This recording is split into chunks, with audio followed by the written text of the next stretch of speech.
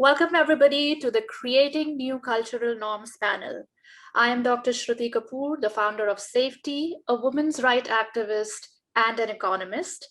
Today we have with us a stellar panel.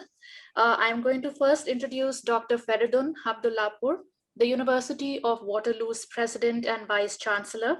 Next we have Dr. Seiichi Matsuo, who is a prominent researcher, academic leader, and the president of Nagoya University since 2015.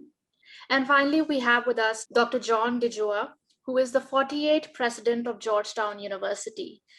Now, gentlemen, all of you have been in the educational sector for a very long time, and we all know that universities and colleges are where students lay the foundation of their future.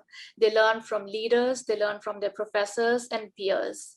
In your role as a HeForShe champion, what work have you done to ember gender equality across your institutions, and what have been the results so far?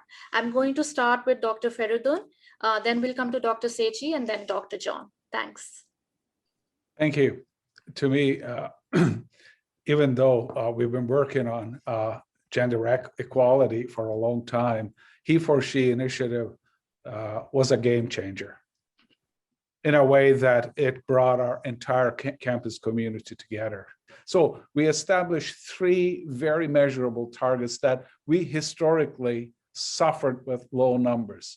We are a STEM-heavy institution, so we wanted to see more participation of women and girls in STEM disciplines, period. We put a number, we put a 3-year target to meet those numbers.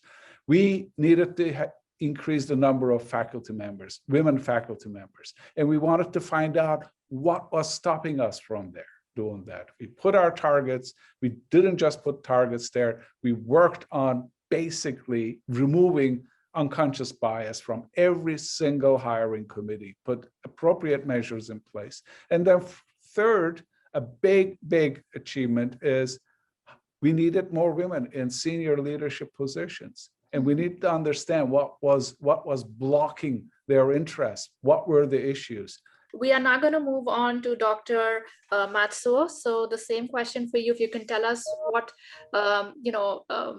your education institution is doing towards gender equality and the progress that it has made. Okay, thank you very much. So soon after I became a HeForShe champion, I installed a large HeForShe signboard in a prominent location on campus so that students could see it every day. I also held a HeForShe kickoff symposium in which I explained our university's commitment to make HeForShe a success. I also included the gender equality session in the student orientation program, through which all first-year undergraduate students learned about the importance of promoting gender equality and how serious Nagoya University is in tackling the subject. Coming to you, Dr. DeGioia, the same question for you. When we joined HeForShe, our university established 3 central commitments as part of our work to advance gender equity. We focused first on strengthening our commitment to a respectful and safe campus for all community members, with a particular focus on preventing and addressing sexual assault and sexual misconduct. Second, we supported the work of our university-wide Georgetown Women's Alliance to help strengthen, to deepen the culture where women can thrive. And the third was advancing the role of women globally through our Georgetown Institute for Women, Peace, and Security. Thank you for all your work. Moving on to our second question for today is, if we can learn a little bit more about the solutions that you are going to be releasing today and what should be the key takeaway from it. So we're going to start again with Dr. Feridun. So what are some solutions that you are planning to release today and share with us? We have put in a number of very prestigious HeForShe scholarships. We want to grow those. One of my, again, very active fundraising efforts is to build that fund more. We have seen enormous benefits of this. We have been able to recruit some of the great talents who would never have an opportunity to go to university, and they are flourishing, they are thriving, and this is an absolutely great thing. Moving on to Dr.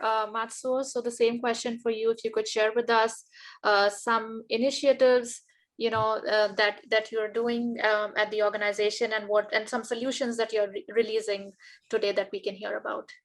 Women's representation in management and academic positions at Nagoya University is relatively low. So to increase this, we took 5 steps. So step 1 is setting visible, compelling goals and rewards. So step 2 is to create an environment that meets women's needs, removes barriers to progress, and provides development opportunities timely for more women to succeed. We operate 2 nursery schools and 1 after-school facility on our campus to support the work-life balance of female researchers. Step 3 is to create a new working culture.